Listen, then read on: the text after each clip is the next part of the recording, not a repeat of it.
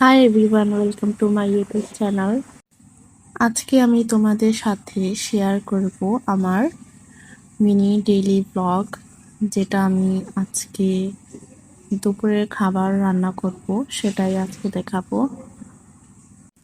তার জন্য প্রথমত আমি কতগুলো থালা বাসন ছিল সেগুলো মেজে নিচ্ছি এবং সব কিছু পরিষ্কার করে নিতেছি যেন আমার বাড়তে সুবিধা হয়। তো তোমরাও আমার নিউ ইউটিউব চ্যানেলটাকে সাবস্ক্রাইব করে দাও অ্যান্ড দেখতে থাকো আমার ভিডিও।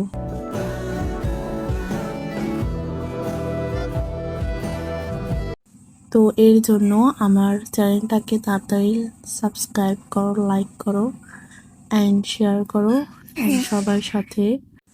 তো এই তো আমার থালা বাসন প্রায় মাজা শেষ, ধোয়া শেষ। এখন আমি রান্নায় চলে যাব। এর জন্য প্রথমে নিয়েছি টমেটো, কাঁচামরিচ, এগুলোকে কেটে নিচ্ছি।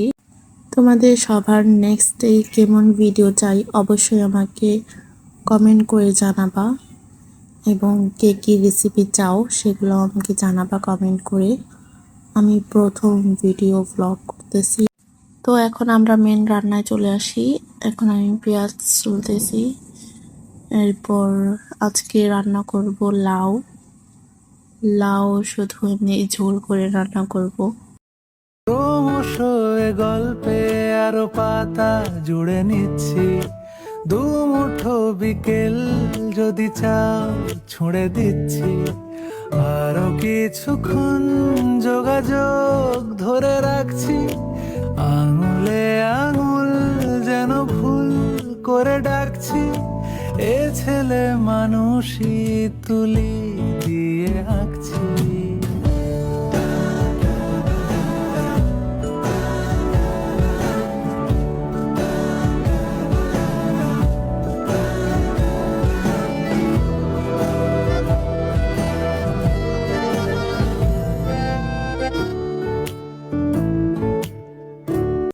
তো এই তো পেঁয়াজগুলো কাটা শেষ।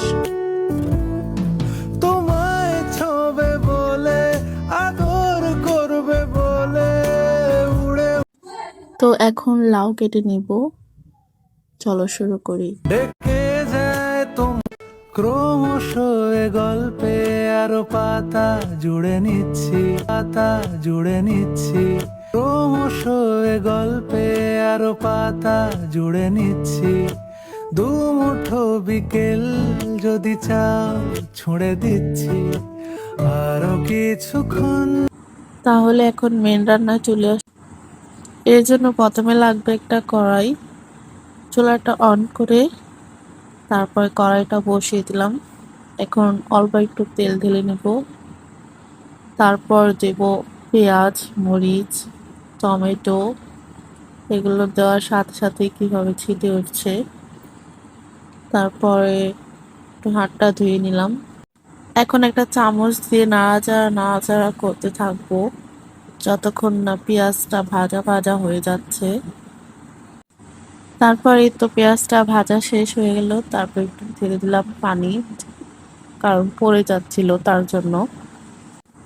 এরপরে একটু ঢেলে দিলাম 1 চামচ আদা রসুন বাটা। তারপর আবার একটু নেড়ে চেড়ে নিলাম। তারপরে দিলাম নুন,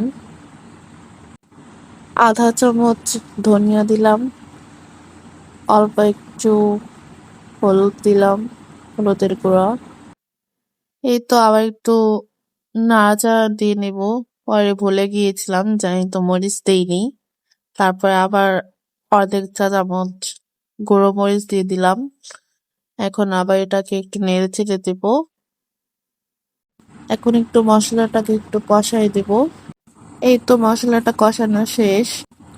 এখন ঢেলে দিব ধুয়ে রাখা কতগুলা কতগুলা সবখানে দিয়ে এখন একটু নেড়ে চেড়ে নেব। ক্রমশ এ গল্পে আরো পাতা জুড়ে নিচ্ছি, দুমুঠো বিকেল যদি চাও ছুঁড়ে দি। এরপরে অল্প একটু পানি দিয়ে দিলাম। এরপর আবার একটু নেড়ে চেড়ে নেব। এখন এটাকে ঢাকনা দিয়ে ঢেকে রেখে দেব। এই তো আমার তরকারিটা হয়ে গেছে। আমার নিউ ইউটিউব চ্যানেলটাকে সাবস্ক্রাইব করে দিও এবং দেখা হচ্ছে পরবর্তী ভিডিওতে। Thank you for watching, by.